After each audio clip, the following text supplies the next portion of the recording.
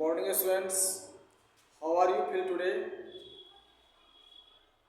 I think you are very fine, and I am also very fine. Today I am going to tell you about your introduction. How can you write self introduction? That's why I can I can teach you very easily. How can you write self introduction? Today I am going to teach you. At first, you should take copy and pen to write these things, because knowing introduction is very necessary. Without introduction, you cannot survive in your company. That's why you should learn this point, because it is very necessary. आप लोगों को self introduction तो बिल्कुल आना ही चाहिए. जब तक ये आएगा नहीं तब तक आप अपने दोस्तों के बीच या स्कूल में, कॉलेज में या 10 के बीच आप अच्छे से इंट्रोड्यूस अपने आप को नहीं कर सकते हैं. चलिए, because your introduction is your recognition. Your introduction is your recognition, क्योंकि आपका परिचय ही आपका पहचान है. आप वैसे तो पहचानते कई तरह से, आपके वेशभूषा से भी लोग पहचान जाएंगे कि आप किस टाइप्स के व्यक्ति हैं. उसके बाद सेकेंडरी आता है आपका बोली. अगर आप परिचय कहीं पर पेश करते हैं तो किस तरह से अपने परिचय को दे रहे हैं, इससे आपका आप में कितने वेट हैं ये पता चलता है. चलिए, परिचय लिखें कैसे. सबसे पहले ये 10 पॉइंट्स यहाँ मैं डिनोट किया हूँ जो बहुत अनिवार्य है. अपना परिचय देने के लिए 10 पॉइंट्स यहाँ हम डिनोट किए हैं. फर्स्ट है ग्रीटिंग, उसके बाद बताना है नेम, आपको एज बताना है, प्लेस बताना है, उसके बाद क्वालिफिकेशन बताना है, उसके बाद क्या है वर्क, आप कौन सा काम करते हैं ये बताना है, उसके बाद एक्सपीरियंस बताना है, फैमिली के बारे में भी कुछ लाइन बताना है, उसके बाद हॉबी आपका क्या है और नॉन लैंग्वेज क्या है. ये 10 पॉइंट्स अगर आप बताते हैं किसी को परिचय के रूप में तो फिर कोई क्वेश्चन एराइज करने के लिए सामने वाले को नहीं रह जाता. इसीलिए चलिए अब लिखते हैं. इसको लिखना कैसे है हमेशा याद रखेंगे. 10 पॉइंट्स को बताना है. सबसे पहले आपको करना है ग्रीट, यानी अभिनंदन करना है किसी को. अगर आप एक सिंगल पर्सन के सामने परिचय देते हैं तो क्या बोलेंगे, गुड मॉर्निंग. या आप अपने टीचर के सामने परिचय देते हैं तो क्या बोलेंगे आप, गुड मॉर्निंग सर. अगर एक से ज़्यादा पर्सन वहाँ प्रेजेंट हैं तब आप क्या बोलेंगे, good morning all of you. सबसे पहले क्या है, गुड मॉर्निंग सर या good morning all of you. Good morning all of you. अब उसके बाद क्या है, अब जस्ट ग्रीट कर लिया आप. इसके बाद बताना है आपको अपना नाम बताना है. आई एम, जो भी नाम है आपका, मान लो कि आपका नाम राजेश है. I am Rajesh Kumar. I am Rajesh Kumar. I am Rajesh Kumar. I am Rajesh. This is Rajesh. My name is Rajesh. ये 3 तरह से आप नाम को डिनोट कर सकते हैं. उसके बाद आप एज बताइए.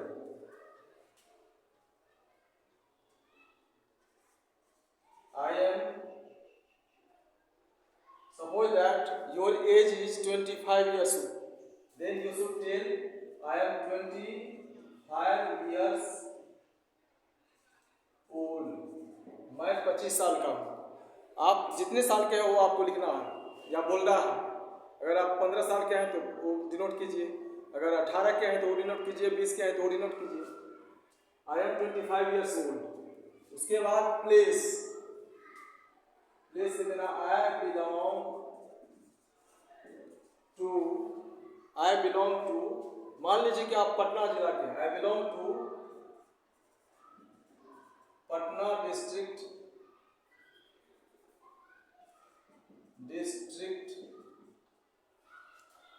इन बिहार स्टेट प्लेस आ गया। अब आपको जाना है क्वालिफिकेशन पर। आपका क्वालिफिकेशन क्या है? सपोज दैट आप मान लीजिए कि आप बीए कर चुके हैं, क्या लिखेंगे?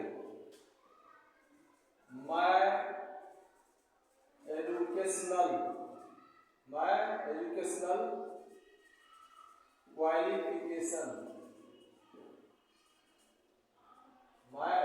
Qualification is BA from LNMU Darbhanga. यहाँ मैं एजुकेशनल क्वालिफिकेशन मैं एजुकेशनल क्वालिफिकेशन इज BA। मान लीजिए कि आप IA में पढ़ रहे हैं, क्या बोलेंगे? माई एजुकेशनल क्वालिफिकेशन इज IA। या आप 10 में हैं, आई स्टडी इन क्लास 10, ये लिख सकते हैं दरभंगा। अब आप काम क्या करते हैं ये आपको डिनोट करना है, ये निर्देशित करना कि आप काम क्या करते हैं। मान लीजिए कि आप बैंक में काम करते हैं, लिखेंगे at present I am working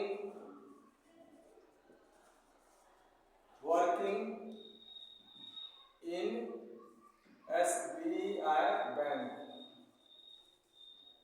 At present I am working in bank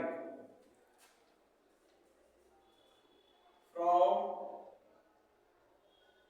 2 years। इसमें एक्सपीरियंस भी आ गया, वर्क के साथ एक्सपीरियंस भी आ गया कि आप बैंक में 2 साल से काम कर रहे हैं, यानी बैंक में काम करने का आपको 2 साल का अनुभव है।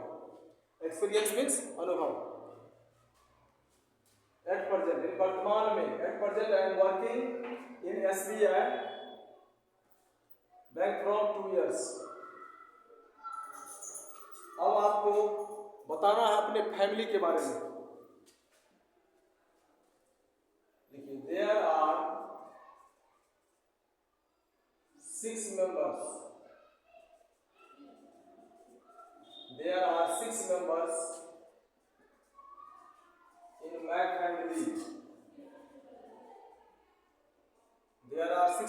in my family।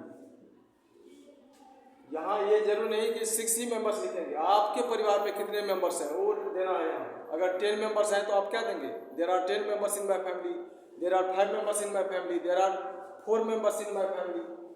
अब आपको दर्शाना है कि आपके पिताजी क्या है। अब यहाँ देना है मिस्टर, जो भी नाम हो, मिस्टर मान लो कि राकेश कुमार है, मिस्टर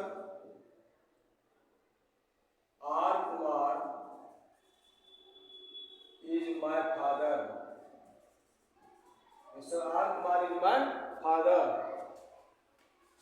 अब यहाँ इसका ऑक्यूपेशन भी दर्शाना है। He is a teacher। और देखिए यहाँ आप मदर का दीजिए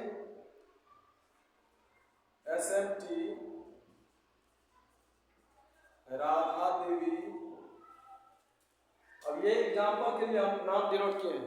इसमें आपके पिताजी का जो नाम है वो बोलना है, आपके मदर्स का जो नाम है वो बोलना है।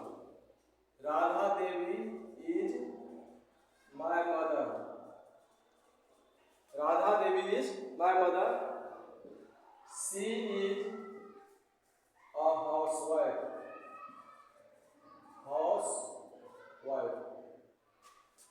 मान लीजिए कि आपकी माँ गृहिणी नहीं है, वो टीचर है या और कोई ऑक्यूपेशन में है, तो वो चीज़ आपको बोलना है।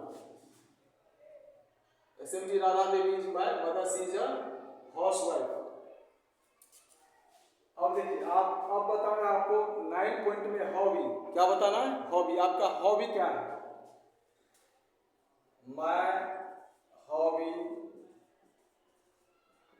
Is reading books. My hobby is reading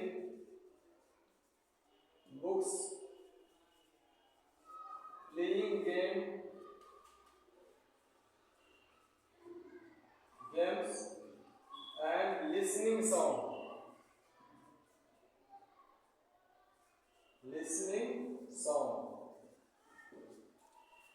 My hobby is reading books, playing game and listening song. ये डिफरेंट हो सकता है, ये जरूर नहीं कि आपका जो हॉबी है वो आपको इंट्रोड्यूस करना है। आपका क्या हॉबी है वो चीज़ आपको बताना है वहाँ पर। एग्जाम्पल के लिए यहाँ ये है, वैसे तो रीडिंग बुक्स ये तो हॉबी होना ही चाहिए सबको। अब लास्ट में आप कौन सी भाषा जानते हैं ये चीज दर्शाना है। और दीजिए यहाँ my non language, my non language is Hindi, English and Maithili. Hindi, English and Maithili.